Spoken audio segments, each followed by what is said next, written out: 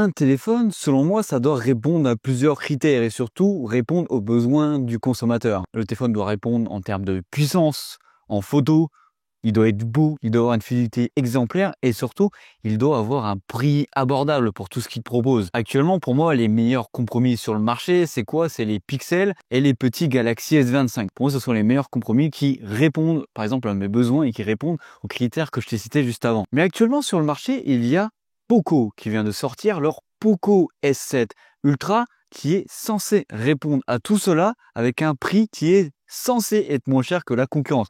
Vous avez bien entendu censé. Ça, c'est la promesse que Poco, enfin Xiaomi, essaye de faire avec ce produit-là. Bonjour à tous et bienvenue sur cette nouvelle vidéo. Comme tu l'as compris, ici, je te fais un petit retour sur le Poco S7 Ultra. Allez, c'est parti.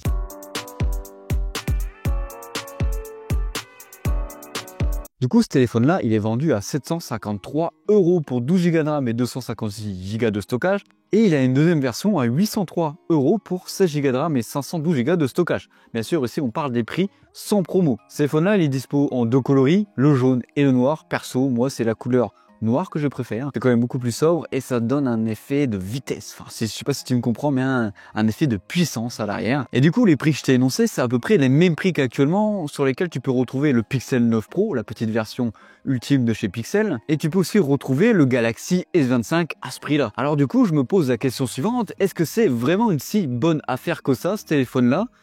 On va essayer d'y répondre dans cette vidéo. Mais avant ça, on va venir déballer le téléphone pour voir qu'est-ce qu'on a à l'intérieur. Alors voici la boîte du Poco F7 Ultra. C'est vraiment très rare en tout cas qu'on déballe des téléphones Poco sur la chaîne et surtout qu'on en est directement sur la chaîne. Alors comme d'habitude, tu peux voir qu'on a une boîte qui est vraiment très sobre, très épurée, aux couleurs de Poco, noir, jaune. Et puis tout autour on a quoi? On nous rappelle qu'on est bien sûr sur l'OS de ces Xiaomi, l'HyperOS.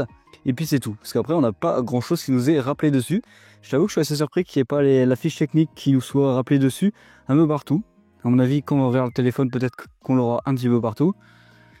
Hop, on va venir enlever tout ce petit plastique qu'on a tout autour du téléphone. La boîte est quand même assez imposante. Je me demande ce qu'on va pouvoir retrouver de plus que le téléphone. Peut-être une coque à l'intérieur. Hop. Ah voilà, ici on a bien le rappel de toute la fiche technique du produit, Snapdragon 8 Elite, recherche 120 Hz, 120 watts, pardon, code HD. On a des sacrés stats. On va voir ce que vaut réellement le produit. On va devenir, hop, on enlève. Alors, moi, je te le dis direct, je ne suis pas le plus grand fan de ce genre de design. Ça me rappelle beaucoup les Asus ROG. Mais on sait très bien que ce genre de téléphone, le but recherché, c'est surtout la puissance pure. On va l'allumer, on va le mettre sur le côté, tout simplement. Et on peut voir ce qu'on a dans la boîte. Alors, dans la boîte, qu'est-ce qu'on peut avoir? J'imagine une coque qu'on peut retrouver juste ici. Alors ça c'est bien avec les produits Xiaomi, c'est quand même que tu as une coque qui t'est tout le temps offerte, ou entre guillemets tu l'achètes quand même, hein, c'est juste qu'elle est dans la boîte, avec le produit. Ici on est sur une coque en plastique caoutchouté, on va dire ça comme ça, c'est clairement la même, en tout cas la même matière que tu retrouves sur tous les Xiaomi, c'est clairement la même coque. Ici tu as un câble USB vers type C, ici un troisième que tu colles derrière pour venir bouger le téléphone, et puis en dessous, qu'est-ce que c'est ça? Ah, juste en dessous on a des trucs, tu sais, pour l'humidité dans les boîtes, je sais pas pourquoi il y a ça.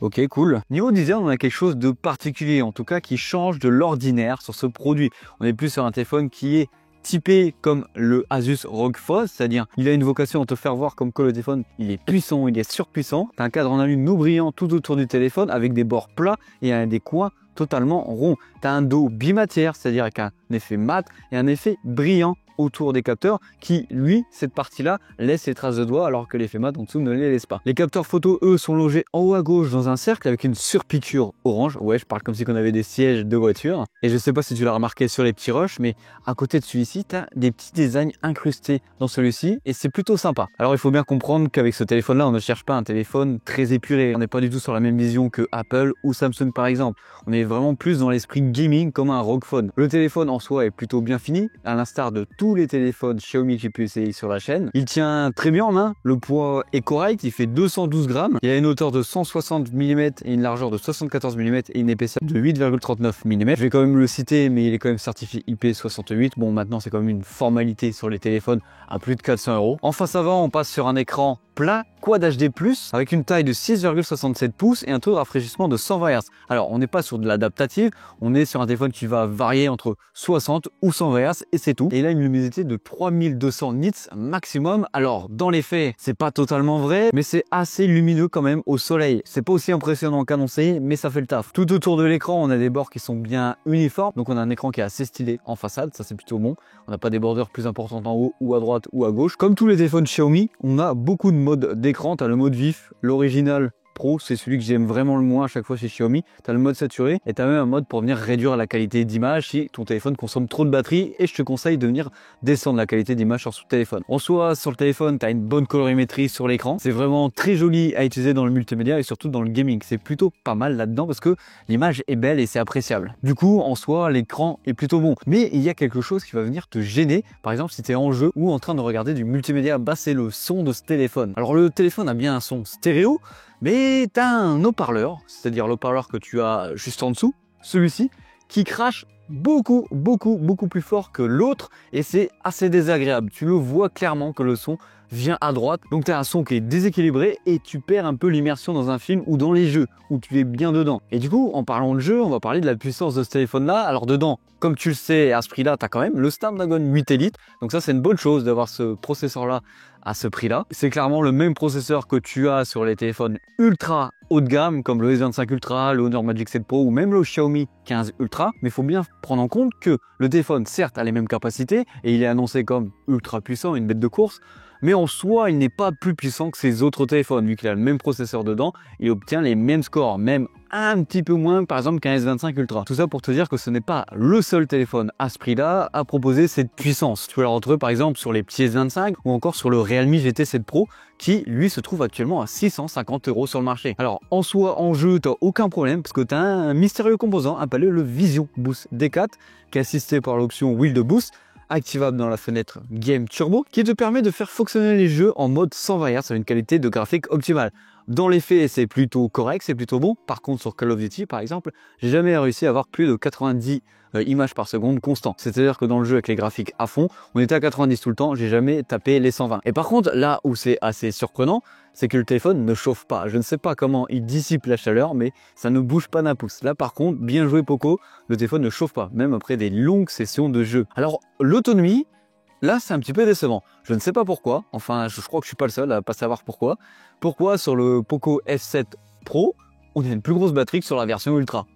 Ça, bonne question. Poco ou Xiaomi, vous pouvez nous répondre là-dessus? Parce que du coup, là-dessus, on a une batterie de 5300 mAh avec une recharge de 120 Hz. Mais il faut bien prendre en compte que t'as pas la meilleure autonomie sur un téléphone mobile. Tu vas tenir la journée, mais pas plus. N'espère vraiment pas plus d'autonomie avec ce téléphone-là. Mais bon, en soi, tu peux te dire, c'est pas grave, mon téléphone se recharge en 25 minutes. Oui, c'est vrai. Niveau logiciel. Tu connais mon amour pour HyperOS. Donc oui, tu as bien compris, dedans, t'as HyperOS 2 avec Android 15 et tu as un petit bémol, c'est parce que tu as seulement 4 ans de mise à jour, ce qui est vraiment très faible par rapport à la concurrence. Bon, hormis cela, tu connais l'interface Xiaomi, c'est clairement la même, elle s'améliore de jour en jour, elle me plaît de plus en plus, c'est pas la meilleure sur le marché, mais elle me plaît de plus en plus. Tu vas retrouver un peu d'IA dedans, notamment tout ce qui est de Google comme Gemini et Circle to Search. Tu as les options de base en photo comme suppression d'objets, enlever les reflets, etc.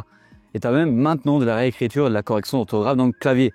C'est de mieux en mieux, c'est correct, mais c'est pas fou par rapport à ce que les autres proposent. Après, si tu ne recherches pas ça, c'est vrai que tu t'en tapes. Et là, maintenant, on va parler de la photo et de la vidéo. Alors, quoi dire dessus? C'est correct, mais c'est pas fou pour 800 balles. Alors, je pourrais pas te dire s'il y a une évolution de ce Poco-là par rapport au Poco précédent, parce que je n'ai pas eu la chance de l'avoir en main. Du coup, je vais te comparer ça à la concurrence, même au haut de gamme de ces Xiaomi. Déjà, tu as un combo grand angle, 50 mégapixels, qui vient prendre des photos en 12 mégapixels par défaut. Tu as une stabilisation optique, ouverture f1.6. Tu as un ultra grand angle de 32 mégapixels, qui prend par défaut des photos en 8 mégapixels, et un téléobjectif 50 mégapixels, stabilisation optique aussi. Et tu vas voir que sur les photos, on ressent beaucoup la touche Xiaomi. C'est le même principe que Samsung à l'époque. Quand tu avais une photo Samsung, tu la reconnaissais tout de suite. Là, maintenant, avec les photos Xiaomi, tu la reconnais tout de suite. Tu vois directement le grain, la colorimétrie, comment ils arrivent à trafiquer, en tout cas à faire la photo. C'est la même chose aussi avec les pixels. Tu vois direct que ça a été pris avec un pixel. Sur le grand angle, les photos sont plutôt bonnes en soi. C'est plutôt bien calibré. Alors, c'est vrai que tu n'as pas trop de détails dans les photos. On a l'impression qu'il manque un truc pour que ce soit excellent. L'ultra grand angle il est bof. Il est là mais sans être là clairement. Le téléobjectif en soi, lui, est très bon jusqu'en x5 voire x10, mais vraiment pas plus. Même si tu as un zoom x60, tu peux pas du tout l'exploiter. Et clairement, le zoom 2.5, c'est clairement le meilleur sur ce téléphone-là. C'est clairement la partie qui va le plus utiliser dans l'appareil photo, c'est le 2.5 parce qu'il est vraiment bon, il est même meilleur que le capteur principal. Par contre, j'ai l'impression que des fois, entre les optiques, la colorimétrie change. T'as pas du tout la même image, les mêmes couleurs, c'est assez spécial. Au niveau du capteur frontal, on a un 32 mégapixels avec des options de filtre et d'embellissement qui marchent plutôt bien. Alors, le plus gros défaut de ce téléphone-là, parce qu'en soi, il fait des photos correctes et plutôt bonnes, c'est la partie de nuit. Parce que la nuit, c'est clairement une autre histoire. C'est pratiquement jamais net. Il faut clairement côté de la lumière proéminente à côté de toi pour prendre des photos. Et entre les zooms, là, la couleur, ça se voit clairement que c'est pas la même chose, c'est pas la même couleur entre les capteurs. Il y a vraiment un truc. Et par exemple, c'est impossible d'avoir la lune complètement nette. Malgré un zoom qui peut aller jusqu'à un x60, c'est clairement impossible de l'avoir. Et pour la vidéo, je te laisse regarder cela et dis-moi ce que t'en penses en commentaire. Clairement, en vidéo, ça va. Là, on est en vidéo de nuit. On a mis le flash en face avant, parce qu'on a avec la caméra selfie. On peut filmer qu'en 1080 60 images par seconde, c'est un peu décevant. Donc là on est avec le flash, il y a vraiment zéro lumière dans la rue, parce qu'on est à la campagne et du coup on éteint les loupiottes, ça consomme trop cher. Ouh, le vent. Dis-moi si le micro est plutôt bon ou pas avec le vent. En tout cas ça éclaire bien quand même, bien mon visage de nuit, pas mal, pas mal. Alors là, on est avec les caméras externes, 4K 60 images par seconde. On a mis le flash parce que sinon on verrait rien. Ok. Vous pouvez voir les belles fleurs ici.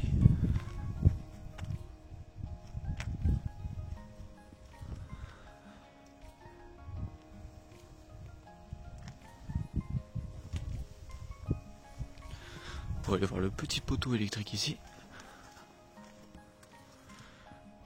Je vous le dis clairement, j'allume le flash, on voit plus rien du tout.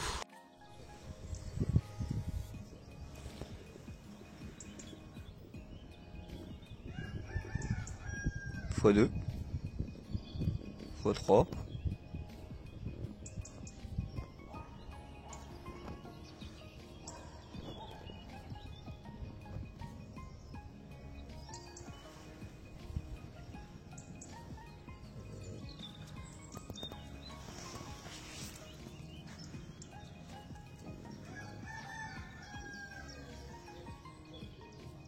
Là on est avec la caméra selfie, dans l'endroit traditionnel pour venir essayer les photos, les vidéos, tout ce qu'il faut. Là on est en 1080, donc Full HD, 60 images par seconde. On n'a pas plus, on n'a pas le droit de la 4K, alors que des téléphones à 400 balles, eux, le peuvent. Mais bon, ça c'est pas très grave. On était en contre-jour, là on est face au soleil. Donc pire aussi, n'hésite pas à me dire ce que tu penses du micro du téléphone, parce que c'est avec le micro du téléphone avec lequel on enregistre tout de suite, tout simplement. Là j'ai eu un message comme quoi j'avais plus de batterie, mais bon c'est pas grave. Ok, on va avancer par là. Alors je t'avoue déjà, bon tu sais déjà mon avis déjà sur la photo. Je suis pas le plus grand convaincu de ce téléphone là pour la photo. Après je suis pas sûr que les gens qui achètent ce téléphone là soient là pour la photo et la vidéo. Là avec les caméras externes, on a le droit de filmer en 4K 60 images par seconde. Là on est sur le focus de la barrière. Hop, voilà, on arrive ici. On va tester les petits zooms là-bas si j'arrive à voir la branche qui est toute là-bas. Ok, déjà x2. Voilà, en x2. Faire le focus derrière. Voilà, on part en x3. Focus derrière, focus devant, ok. On va partir. Je suis en train de baisser la luminosité, c'est pas le bon truc. En x6, le max que tu puisses faire en vidéo 4K 60 images par seconde. En tout cas, je peux te garantir, je me suis encore trompé. Pas très maniable le logiciel de photo vidéo hein, pour l'instant. En tout cas, le téléphone n'est clairement pas fait pour la photo et la vidéo. À ce prix là, ça se fait, il y a beaucoup mieux sur le marché largement. Par contre de près là ça va encore. Par contre tu veux pas faire le focus, là j'ai fait le focus manuellement. Voilà. En tout cas le focus, ça fait plutôt bien. Là voilà, par exemple il le fait. Tout à l'heure je sais pas pourquoi il a pas voulu le faire direct. Là par contre il le fait bien directement sur les petites branches auxquelles je filme, voilà. Là par contre c'est bien. On va tester en contre-jour. Ok. Maintenant on tourne l'appareil de ce côté là. Salut à tous, c'est Gigatop. Oh tiens, si j'allais filmer ça là-bas, en bas, les algues, enfin c'est pas des algues, je me suis compris dans le rue parce qu'on les voit plutôt bien. On va voir si on arrive à les voir. Déjà la vidéo là on les voit, mais si on passe en zoom x2, voilà, zoom x2, on perd quand même beaucoup de détails. Hein. Le téléphone n'est clairement pas fait pour ça. x3. Ok. Alors du coup, en conclusion, ce téléphone-là, est-ce qu'il vaut réellement le coup? Est-ce que sa réputation est plutôt bonne là-dessus? Alors je vais te le dire clairement, en soi, pour moi, c'est un Xiaomi 15 moins cher avec quelques fonctionnalités en moins. C'est clairement pas le meilleur du marché, mais c'est peut-être la meilleure affaire du marché en neuf. Même si ses concurrents directs, sont quand même très proches de son prix, même voire moins cher des fois. Par exemple, tu as le Galaxy S25, tu as le Pixel 9 Pro, voire le Realme GT 7 Pro, qui lui est à 650 € actuellement sur Amazon.